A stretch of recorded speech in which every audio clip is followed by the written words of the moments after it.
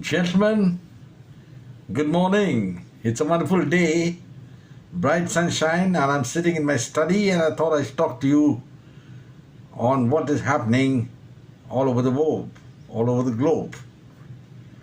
Well, the first thing we must remember is that Narendra Modi has got his enemies by the scruff of the neck.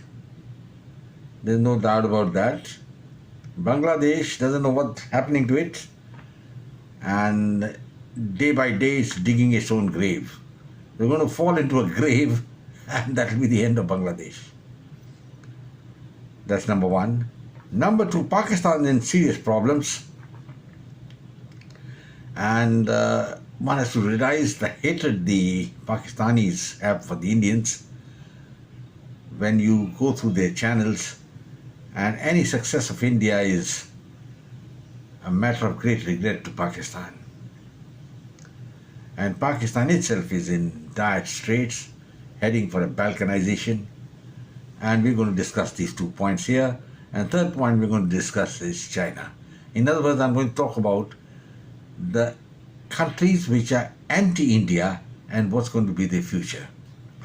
Now, Bangladesh became a part of Pakistan because of the British policy of divide and rule. That was the policy: divide India into Hindu and Muslim areas, and East Bengal, that time known as East Pakistan, opted to go with Pakistan.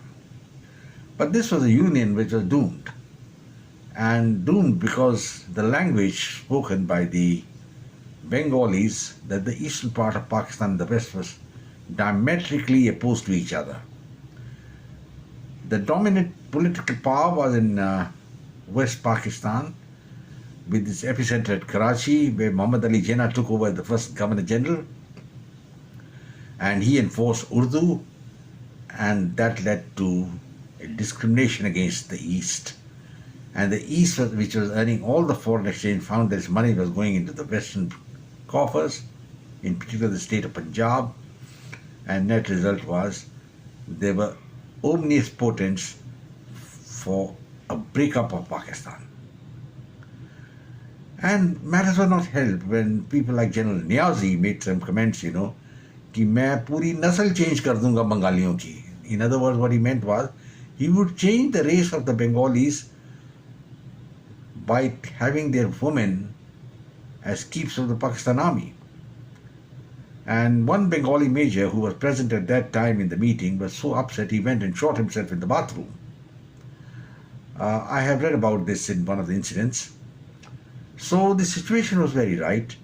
And then there were comments made all over Pakistan that the Bengalis are small people, black-colored, useless people, They can't fight, they can't do anything. And one of the protagonists of this was Zulfikar Ali Bhutto. But these small fighters fought very well, and ultimately the Pakistan army had to eat the dust. And then started 50 years of prosperity, and more so when Sheikh Hasina was in power.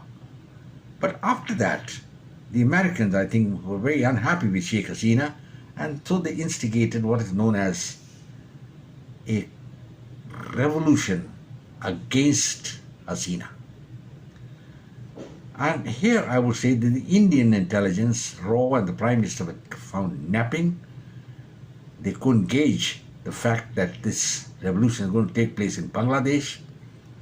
They should have anticipated it, supported by Sheikh Hasina, or at least even once the revolution was on, militarily intervened and restored Hasina to the rightful position of the Prime Minister's chair, which they didn't do. And thinking that, well, the new government will come up and we'll try to, sort of have an adjustment with them, but it doesn't happen like that. The man who came into power, Muhammad Yunus, with the help of the army and the Americans, is a totally pro-American man, but the Americans are wary of this man, and situation went from bad to worse. There were attacks on the Hindus, and Bangladesh began to slide into anarchy. Some of the Bangladesh politicians, in particular the Jamaat, was very keen that they should have ties restored with Pakistan, and thought Pakistan going to be their great friend, again. They forgot the fact that about 100,000 Bengali girls were made pregnant by the Pakistan army. It's been confirmed by UN reports. But all the same, it doesn't matter what happens. What matters is that Bangladesh decided to break with India, and they suffered very badly for that. They have not remembered that 95% of their border is with India, and you can't take India out of the system. Now what's happened is the entire electricity supply of Bangladesh comes from India, and the exports were being riveted through India, the cotton and the textiles. And Bangladesh overall was totally getting dependent on India, and probably they didn't want it that way, but there's nothing that they can do. And even the Chinese are not playing ball with them, because Sheikh Hasina had been to China, and the net result of that was that she couldn't even get $2 billion of loan. She got just about 200 million, and then she ran away from there. And then came this insurrection started by the Americans. But the Bengalis didn't realize that they're going into the mouth of the tiger. And that's precisely what happened. Entire Bangladesh is in turmoil, rioting all around, killings, murders, mayhems. Exports have dipped. More than 1,000 factories have been shut.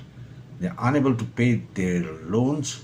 They're unable to pay for the power which they were taking from India, and Adani, the Indian power king, has already cut the Bangladesh power 50%. I don't see why he should cut by 50%.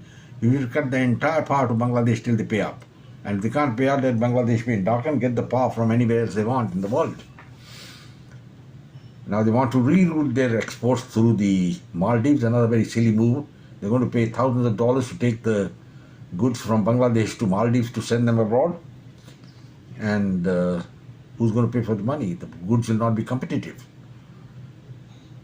And overall, the entire country is in turmoil, is in a basket case. I remember Henry Kissinger once had made a statement that Bangladesh is a basket case.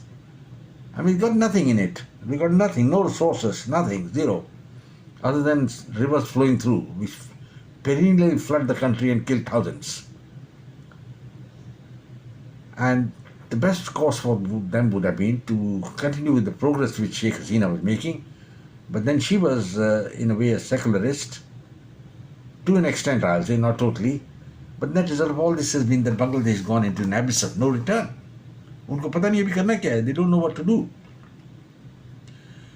I think another flood may come, another natural calamity, which is so often in Bangladesh, it comes, and it's going to be very terrible for Bangladesh to manage. And they're thinking that Pakistan is going to help them. Pakistan is going to help them for nothing. They don't have anything to help them with. The second enemy which India is facing is Pakistan. Now, as far as Bangladesh is concerned, I think it's a basket case. It's finished. There's nothing much left in Bangladesh, and India should make no attempt to take over Bangladesh at all. We don't want to add another 180 or 190 million hungry people who don't have food to eat to the Indian state, and bring our GDP down even further, per capita GDP down. We don't want to do that. We don't want Bangladesh part of India at all. Let them stew in their juice. Had they sided with India, they would have probably gained. But they want to take the anti-India path, and they're going to suffer. And I won't be surprised if at some stage in Bangladesh a Hindu state is carved out, which should be the next aim of the Indian government, to have 1/3 of Bangladesh divided and handed over to the Hindus as an independent country. Now Pakistan is another country, which is living in a fool's paradise. They got a very sad record, as you all know it. They hanged their own Prime Minister, Zulfikar Ali Bhutto, and many of their Prime Ministers were, an ex-Prime Minister was shot dead or assassinated in power plants like Liaquat Ali Khan and Benazir Bhutto. So many of their Prime Ministers were just removed summarily from power, sentenced to 10 years in jail or something like that, like Nawaz Sharif, then given a reprieve. And there is total turmoil because the Pakistan army has taken control there. At least when Bangladesh was there, Sheikh Hasina was the civilian face and she controlled the country. And I think that this is the best time for Bangladesh when Sheikh Hasina was there. Unfortunately, Pakistan has gone down the path of sectarianism. They have made the blasphemy laws more stringent, made it more stringent, and more than 100 people on death row because death has been made mandatory for offense of blasphemy. This was during the time when General Zia-ul Haq was the president of Pakistan. Now, Zia-ul Haq was the man who got put to hang, and he thought he was a great general, and he would go around talking and mouthing a lot of cliches here and there. Some of his words have stood when the Americans gave some money to him for the war in Afghanistan. He said it's peanuts. And he was talking all crap. Ultimately, he's blown up in a bomb blast. It had to happen because people were fed up of him. But he did a lot of damage to Pakistan, brought in sectarianism, and then he took away certain offences against women from the Pakistan Penal Code and put them under the Sharia, which is known as the Hudud Ordinance. And it's still very much there. It's not been repealed. Nobody's got the courage to repeal it. And now Pakistan has gone down and down and down into doldrum. Partly it's because of maintaining a massive army of about 700,000 people, soldiers, and these fellows can't fight for nuts. They have been fighting the terrorists for about 25 years, with the result is zero. They fought 4 wars with India, as much they got a record. I think a world record in which they lost half the country to India. We declared independence, Bangladesh. And I don't think Bangladesh is going to be that foolish enough to go and reunite with Pakistan. So Pakistan in dire troubles. They thought China is going to be their savior, They're going to help us. Our friendship is very deep. But Chinese got killed. A number of them in the Baluchistan and the CPAC project. China has earned nothing except poured a couple of $1 billion into Pakistan, and it's like going into the abyss of no return. So China, if it's wise, will wash its hands off Pakistan. But obviously Chinese are not that wise, and if they had been wise, they wouldn't be fighting India for nothing. I couldn't understand what is the Chinese ploy to fight India. I mean, it's got no relevance at all, And so Pakistan, which is considering India as its enemy, forgetting that the roots of Pakistan are in India. The Indians and the Pakistanis are one people, one race. But some of the Pakistani talking that their origin is Arab. I mean, what the hell? Can you keep talking something so foolish? Arabs don't consider you a part of them. And they just treat you like scum. Most of the exports from Pakistan are two quantity, that is beggars and donkeys. And you know what's happened? Some of the countries where they'd gone, these beggars have all been sent back. And some of them put in jail, and some of them just sent back summarily. And donkeys bringing in hard-earned money for Pakistan, because Pakistan exporting donkeys to China. I mean, this is not something to be very proud of. And the army, in any case, is sitting ensconced in the powerhouse, controlling the country. They made Imran Khan the prime minister, removed him, and now Imran Khan thinking that he's a great man and he's going around saying that I'll do this, I'll do that, but he's sitting in jail. I don't think he's in power. Nawaz Sharif's younger brother, Shahbaz Sharif, is the prime minister. He's a nice man, but that's all one can say about him. He doesn't know what the hell is happening, in the country.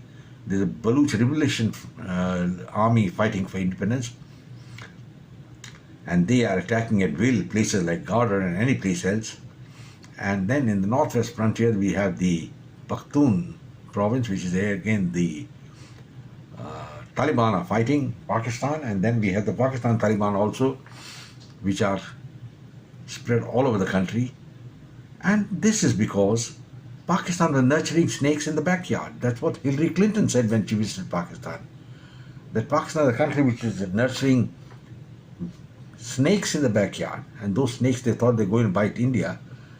But they couldn't bite India much because the Indians' army has snuffed many of them out. And now, despite the recent terrorist activities, about 3 or 4 terrorist acts have taken place, but many of the terrorists have been shot dead, and probably all of them will be obliterated very soon.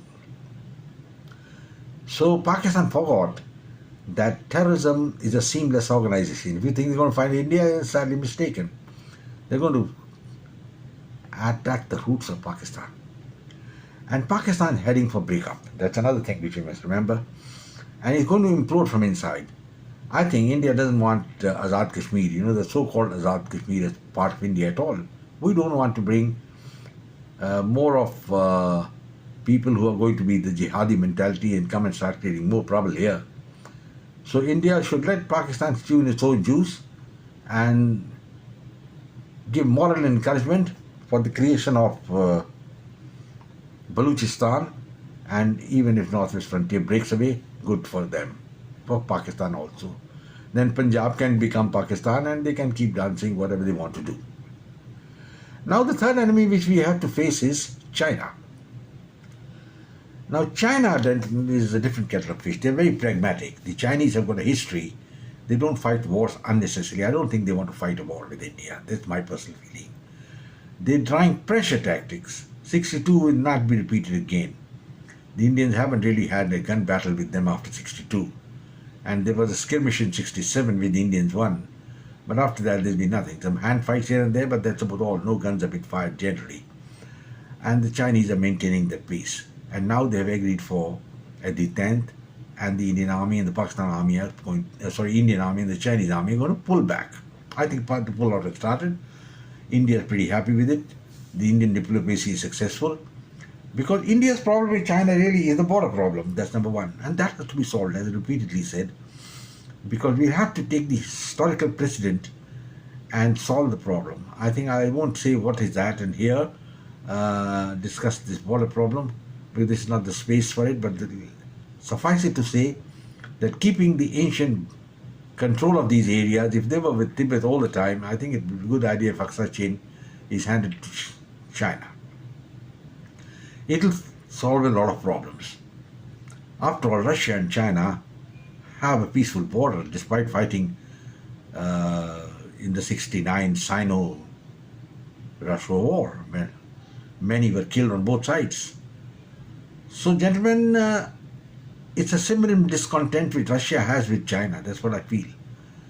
Russia doesn't want to be dominated by China, and Putin should be, I should have made it very clear by now to President Xi that, look, I'm not your stooge. The Russians are going ahead and they are the ones who are backing India. That is the crux of the issue. And with the backing of Russia, the Chinese probably had little choice but to go and have a settlement, because the economy is in dire straits. The housing has collapsed. Many of the people are running around here and there without job. The exports are falling, and Europe doesn't want so many of their goods. And China cannot survive with exports. And if the Chinese go into recession, it's going to be a terrible earthquake in the world.